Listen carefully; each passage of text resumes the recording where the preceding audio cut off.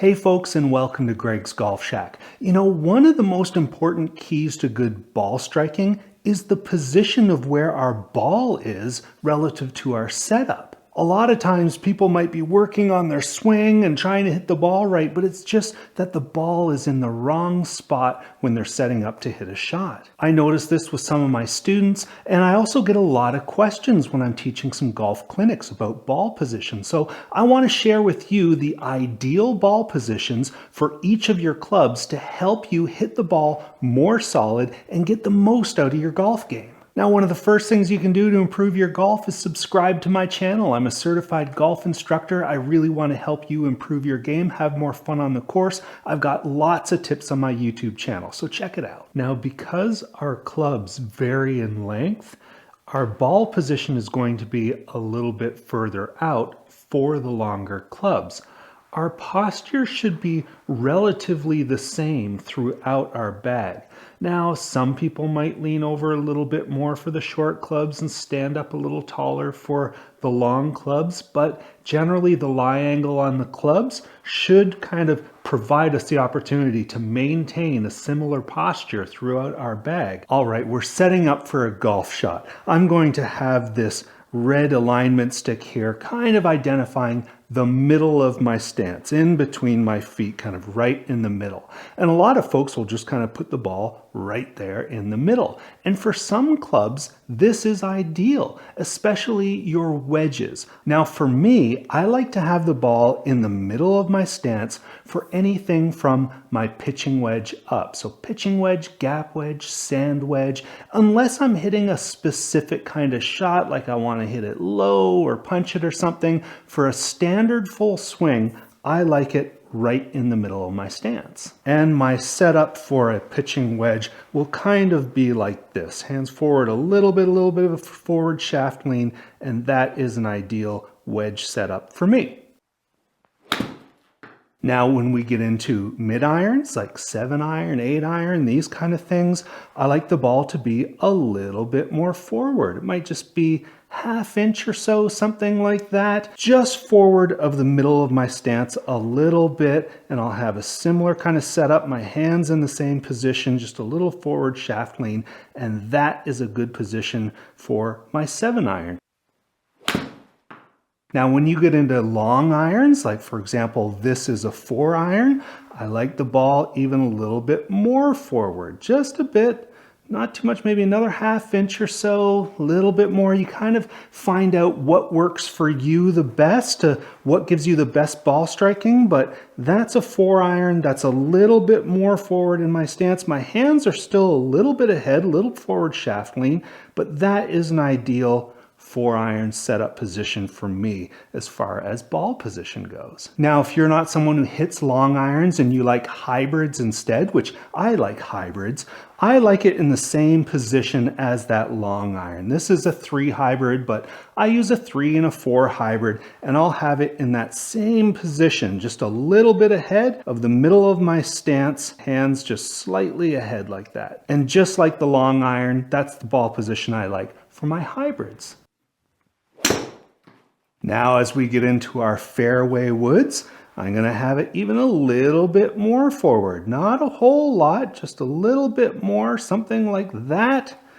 And I'm not going to have my hands ahead of the club. This is going to be a little bit more neutral. My hands and the club are kind of both ahead equally in my setup position. And that's a good setup position for my fairway wood. You know, it's about 2 inches more forward in the stance, maybe a little bit more, and I'm not pressing my hands forward. That's a good position for my fairway wood setup. I've teed one up here for the driver. My stance is going to be a little bit wider, but the red marker still identifies the middle of my stance, and you'll notice that that ball is much more forward. It's actually closer to the instep of my front foot than it is the middle of my stance.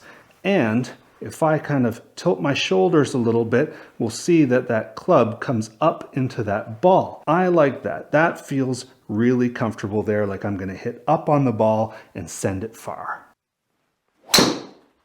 Now, one of the best friends we can have on the golf course is knowledge of why these things happen. And you might be asking yourself, why do I want those balls in a different position for each of those clubs? So I want to tell you, this all has to do with the bottom of our swing arc. We all have this circular motion swing, and where that club hits its lowest point is important for how it reacts with the different kinds of clubs that we're hitting. Now, relative to my stance here, the bottom of the arc is always going to be in a similar location, just beyond my stance here. So the bottom of our swing arc should be a little bit forward of the center of our stance. So when I have something like my pitching wedge, you can see that the swing is going to be a little bit steeper into impact as the ball travels through the ground after the ball, giving me some good compression, some good spin to send that ball up high in the air using the loft on the club. I don't need to help it up in the air. The loft of the club is going to take care of that. With my mid iron, a little bit more forward in the stance, you can see I can get a swing, and the swing arc is still going to be in the same spot, but I'm not going to be hitting the ball quite as steep. This is going to be a little flatter of a swing arc because it's a little bit longer of a club. So there's an opportunity for that divot to be a little bit shallower because my swing is a little bit flatter, thus still giving me that ideal contact point before the club enters the ground. Now that hybrid or long iron, again, a little bit more forward. Again, this is going to be a little bit flatter of a swing because it's a longer club, and we're still kind of hitting that ball just on the early part of that divot. We're still getting a little bit down, but you can see that the club is starting to get a little bit further. The ball is getting a little closer to the center of that divot. But with these hybrids, we're still catching the ball a little bit on that downswing to help generate that spin, to help get the ball up into the air and use the loft of the club. Now the ball is up a little bit further for the fairway wood. This is because the fairway wood isn't necessarily something we want to hit on the downswing. We kind of want it to be a little bit more level with the ground. Now, people will kind of go back and forth if they like to hit down on a fairway wood or not, but ideally for the average golfer like us, we kind of want to catch that ball at the bottom of the arc. We don't really want to be taking big divots with our fairway woods, and this is the best way to catch that ball clean and really get the most out of the club. This is why when we take practice swings with the fairway wood, it's good to try to brush the ground, just kind of brush it, and that's how we want to make the strike. So that's why it's good for the ball to be at the lowest part of our swing arc to make that contact happen in the best way. Now the driver, I've got it way up in the stance here. It might be a little bit too far for this example, but this is the one club that we want to hit on the upswing. This is why the driver swing feels a lot different. It's not really a different swing from the rest of our clubs. It might be a flatter swing, a little bit more horizontal than our pitching wedge because it's a long club and we want to swing around us and not hit the ground. But the swing mechanics are still the same.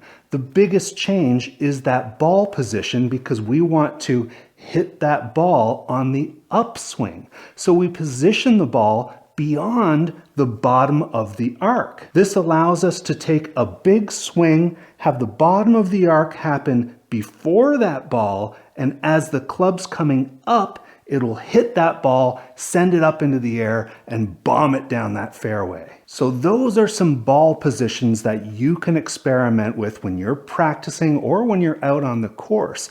And knowing where that ball should go for each club can help you get the most out of your ball striking, hitting it pure and shooting lower scores. I hope that tip helps. Please like and subscribe. We'll see you next time on Greg's Golf Shack.